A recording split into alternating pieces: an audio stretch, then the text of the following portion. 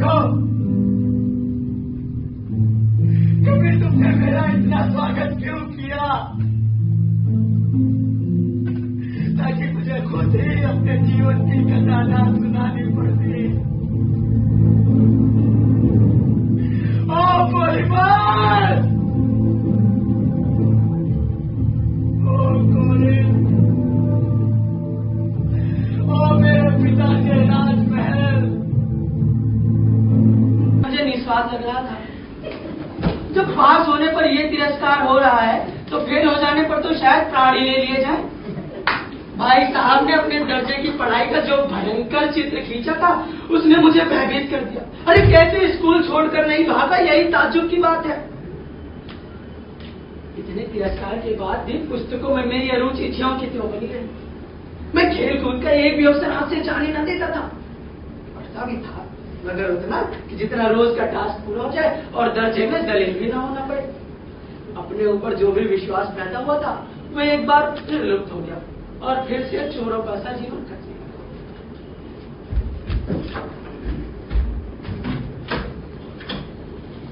फिर सारा ना इम्तहान हुआ और कुछ ऐसा संयोग हुआ कि भाई साहब फेल हो गए और मैं पास हो गया। मैंने बहुत मेहनत ना की पर ना जाने कैसे दर्जे में अव्वल आ गया। मुझे खुद अचरज हुआ। भाई साहब ने प्राणांत तक परिश्रम किया था। कोर्स का एक एक शब्द चाट गए थे। अरे सुबह 4 बजे से लेकर सुबह के 6 बजे तक, फिर स्कूल जाने से पहले 9:30 बजे तक, फिर स्कूल से लौटकर 3:30 बजे से लेकर रात में 10 बजे तक। मुद्रा कांतिहीन हो गई थी भाई साहब की, मगर बेचारे फिर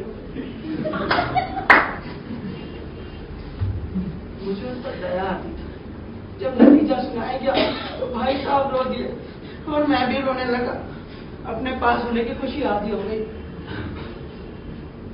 अगर मैं भी फेल हो जाता तो भाई साहब को इतना दुख ना होता, मगर विधि की बात कौन टाले। अब मुझमें और भाई साहब के बीच में केवल 1 साल का अंतर और रह गया और मेरे मन में एक कुटिल भावना उदय हुई। भाई साहब 1 साल और फेल हो जाए तब मैं उनके बराबर हो जाऊंगा।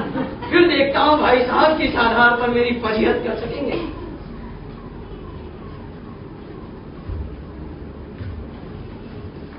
और उसी वक्त मेरे मन में कुटिल भावना होता है।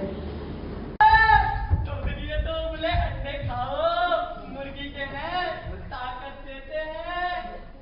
अभी तक तो तुम धनुष की तरह ऐसे झुके झुके चल रहे हो, उसके बाद तुम तीर की तरह एकदम सीधे हो जाओगे। हाँ, हम तुम्हें खिला कर एकदम चंगा कर देंगे।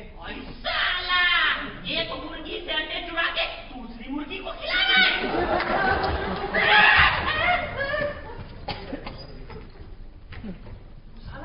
अपने आप को समझता क्या है? इतनी आसानी से जीत जाएगा, बगुला बखत कहेगा। नाना, तुम जो पूछना एकदम आराम से करना, कहीं पैर टूटना नहीं है। नाना एक काम करो, और चलाए जाओ। वाह पद्मा, ये भी चले गए, सब चले गए। अब मैं भी चलता हूँ बगिया में। जय काली के गोदी, अरे गोदी जय बगिया में चोरी करने जा रहा है। साला, तू अंडे खिला के मेरा मुंह बंद करना चाहता है? घर में 3 दिन से 5 बच्चे भूखे बैठे, पेट में एक अंडे का दाना भी नहीं गया। आज कुछ चुरा कर ले जाऊंगा तब उनके पेट में जाएगा। बिल्कुल चुप रहना। क्या चली अरे वो मुझसे मांग के ले ले। मांग कर ले ले? क्यों मांग कर ले लूं जब मेरे हाथ पैर सलामत है?